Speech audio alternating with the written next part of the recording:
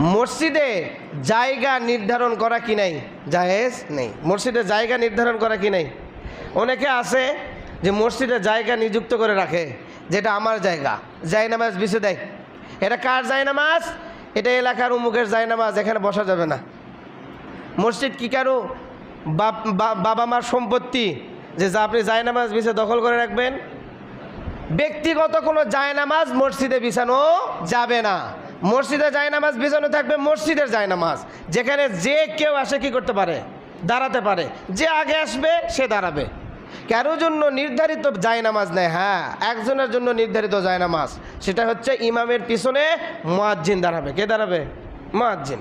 তো মুয়াজ্জিনের জন্য নির্ধারিত জায়নামাজ থাকতে পারে, কারণ ইমামের পিছনে মুয়াজ্জিনকে দাঁড়াতে হবে, এই জন্য ওনার জন্য নির্ধারিত জায়গা।